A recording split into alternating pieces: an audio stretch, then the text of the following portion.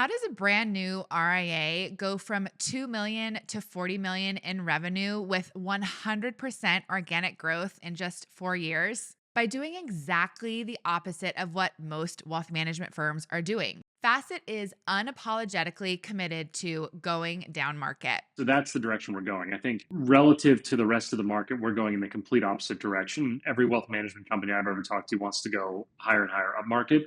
We want to go down market because that's where we see the real opportunity, and that's how we can actually move the needle and help millions of people. On this episode of Growth Leaders of Wealth Management, I'm talking to Facet founder and CEO Anders Jones and transformative president and chief operating officer Shruti Joshi. From the original plan We got this one dead wrong, by the way. to the critical pivot to direct to consumer to scaling a subscription consumer growth program. Like, what is the ICP, the ideal customer profile? Are we building a business that is intended to scale? Join me on Facet's fascinating journey to serve the 20 million underserved mass affluent Americans by 2030, right now on the Growth Leaders of Wealth Management.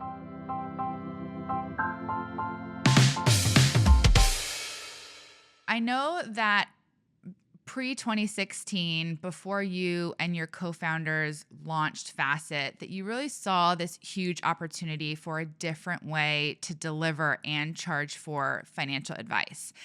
And today, the business that you've built, you have a flat fee model, non-conflicted pricing model. You're building efficiency with tech. You're allowing your clients to use Facet's clients to use financial planning as a tool for them to live the lives that they want to lead. But if you go back to those early days before you and your co-founders launched Facet, what was your original thesis? Like, what were you most excited about as an opportunity to launch this business? Yeah, absolutely. The sort of thesis and set of principles that we really thought about when we launched Facet are actually very much the same as they are today. When we really looked at the wealth management and financial advice market, we saw three major issues. Number one is it's very expensive.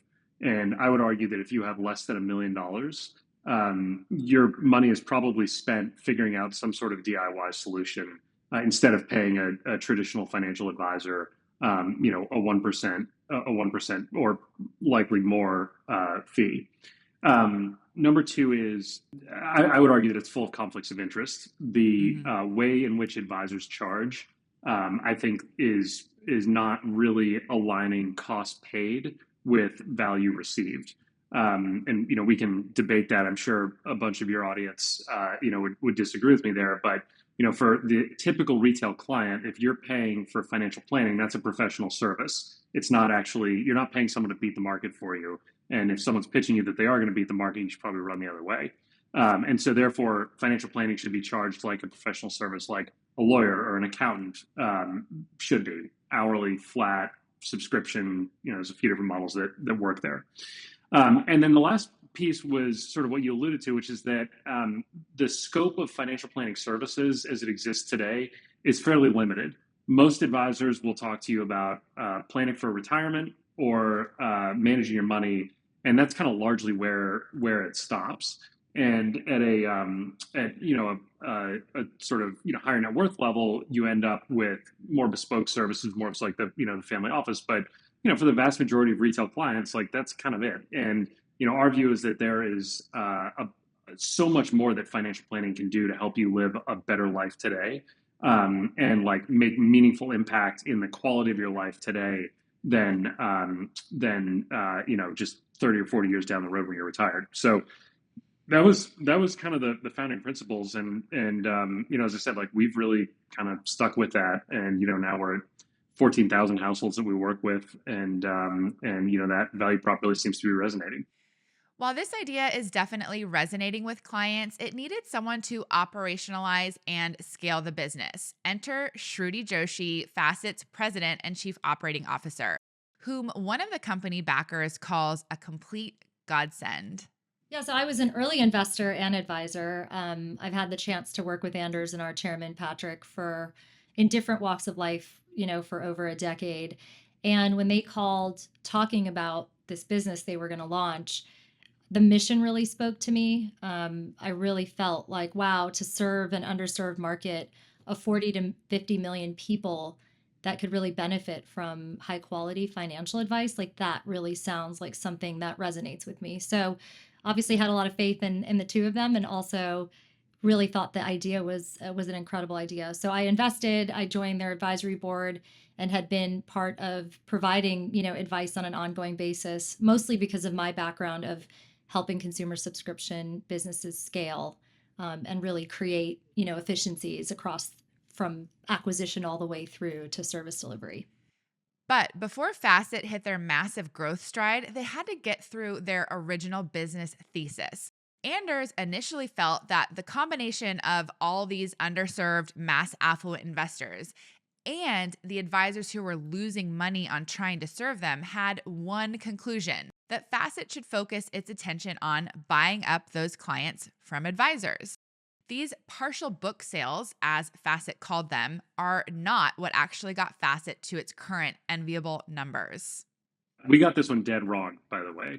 So the backstory here is we launched the company. The sort of big like aha founding moment was when the DOL fiduciary rule got defeated or didn't pass, or however it shook out. And the reason was the industry lobby pushed back and said, look, if you do this, you're going to end up with about 8 million households that currently have an advisor, who can't afford to service those relationships because they can't afford to both service them and act in their best interest at the same time, which is like insane to me that like this was a very public admission that it's like, yeah, well, we have 8 million clients that are basically getting screwed and paying too much money, but like it's better that they have service than not have service. And so that was sort of the big like, wow, okay, there's a real opportunity here. While the company was getting just enough traction with partial book sales to keep going, they started experimenting with consumer leads, working with Smart Asset to buy the leads that none of the other advisors wanted because they didn't have enough investable assets. To everyone's surprise, this became a far more lucrative channel in just a few months than all of the partial book sales they had accomplished over a full 3 years. At that point we sort of pivoted and say, okay, like let's go direct to consumer. Let's build a consumer brand and totally change our acquisition strategy and go deep into the consumer world.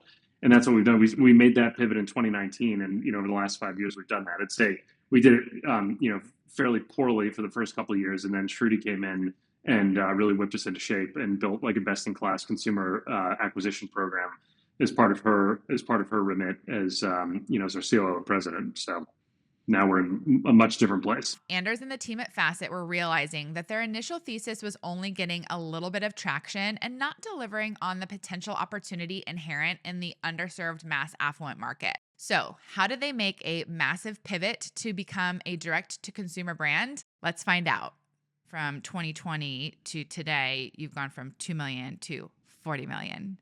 So, significant growth, which is why you're the first guest on this Growth Leaders podcast.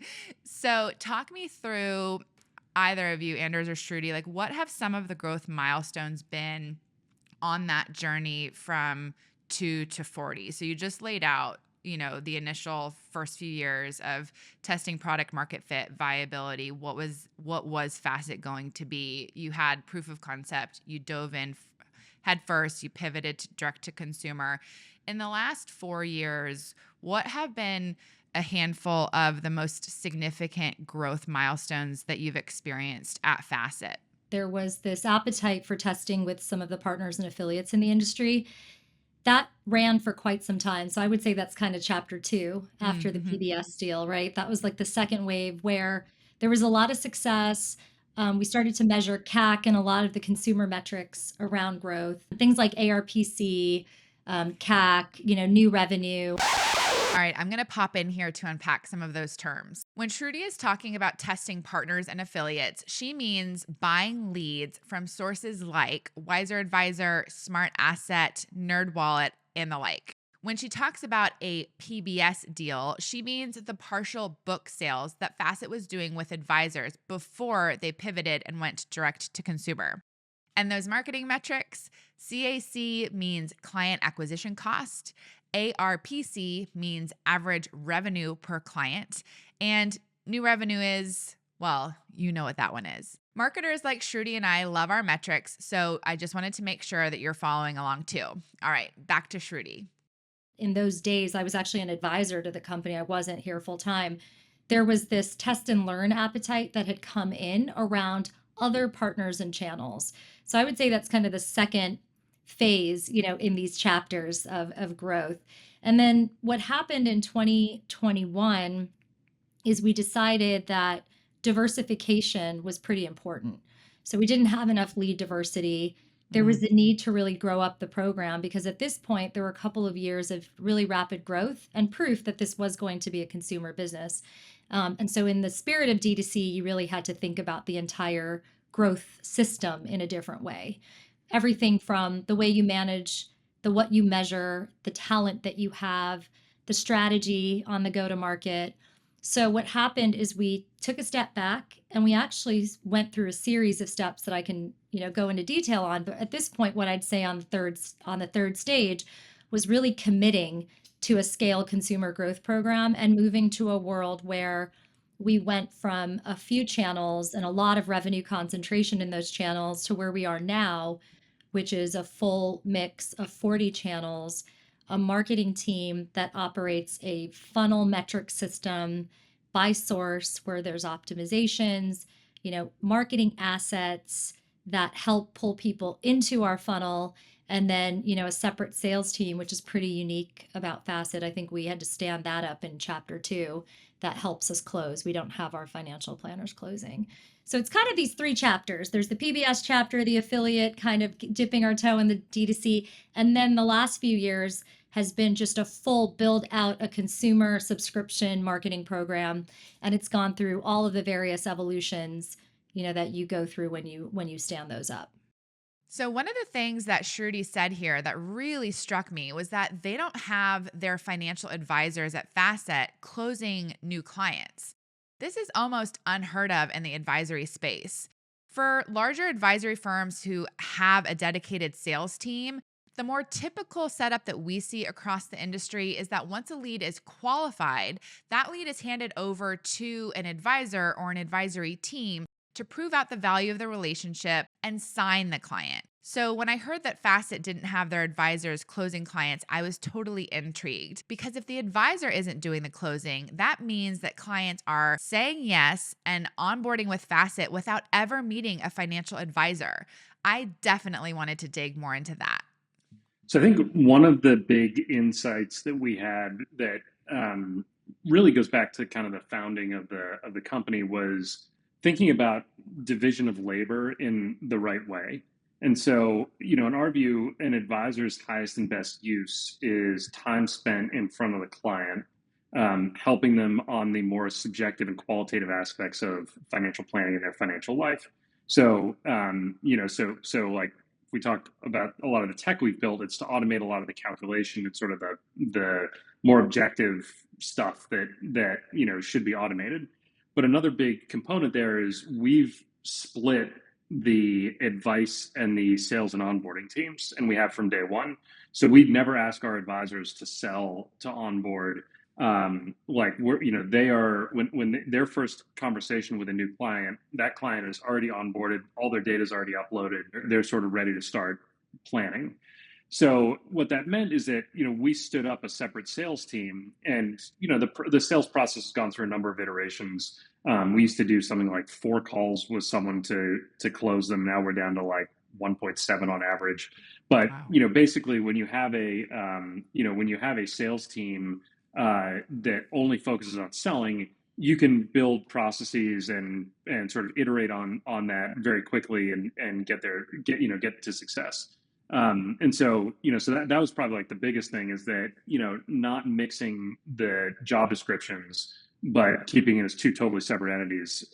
That I think was probably one of the biggest levers. None of this is to say that as soon as they made the pivot to direct to consumer, that Facet was getting everything right. Anders and Shruti are both big believers in failing fast, and Anders says along the way, they identified hundreds of areas for improvement. In the beginning, in fact, they were making it a little too easy for people to join Facet. I mean, at that point, we would let people pay monthly. We didn't require assets to manage. You know, it was sort of like, hey, like think about it. And I think we gave, you know, we were giving away, you know, a couple months free. You know, if Mm-hmm. you paid annually. So you know, we were making it as easy for people to say yes as possible. Which in retrospect was also a mistake because we onboarded a lot of bad fit clients. You know, we've sort of been like getting much more clear on who our ideal audience is and who we can best serve. So, you know, in a somewhat sort of non-obvious insight is that it's actually the harder you make it for yourself to onboard someone by being really tight about the sort of qualification criteria, the better off you're going to be in the long run because you're onboarding clients whose expectations very clearly match what you're delivering. So, anyways, a little bit of a long-winded response there, but the short answer is that it wasn't a huge issue because we made it very easy for people to say yes. Mm-hmm. So it sounds like you're saying that the more diligent you've been in creating a really targeted profile of the ideal client for Facet, you didn't say this, so I'm going to confirm, has led Yeah, to greater loyalty, satisfaction, and retention. and 100%. And this was something that when Shruti came in, like that was sort of step one for her. Was like, okay, let's figure out who we are really good at serving, and only focus on onboarding them and delighting them, and that has definitely paid dividends in the last couple of years. So in addition to having that focus on or getting to that focus on that ideal client and sort of learning along the way as to how to do that better than you had been doing it, were there any other learning lessons in that chapter 2 where you as a business were like, oh, this is an opportunity for us to improve. This isn't working the way we anticipated? Like hundreds. Yeah, I mean, I don't even know. I don't even know where to start. And I'd say we're still learning, right? I mean, Well, I can. you know, we So I'll give you some of Chip's feedback because he had really clear ones. That Chip is Chip Rome, CEO of Tiburon Strategic Advisors and a member of the board at Facet. Chip was also one of Facet's earliest investors. Chip talked with me about how Facet is quickly innovating and responding to learnings in the business. One of those learnings was that Facet had initially fallen into the trap of traditional financial planning meetings, where the client and advisor would have a meeting on a set cadence, usually about every 6 to 12 months, and that there was also only one advisor per client. Facet learned that this traditional model had room to grow to deliver on its scalable service promise. Now, Facet is implementing an as-needed meeting schedule since its core audience wants to engage their planner when big decisions arise, not just once or twice a year. They're also working on implementing service teams so there are multiple people a client can talk to about their financial plan. So when Shruti came into the organization in 2021, she identified some of the other fundamental changes that were required for the kind of growth, healthy, sustainable growth, that Facet has been enjoying for the last few years. In 2021, we were getting ready within a few months for our Series C. I came in January, initially as a contractor. And, you know, one of the first things that I'll do with consumer subscription businesses is just take a look at, you know, the foundations. What is the ICP, the ideal customer profile?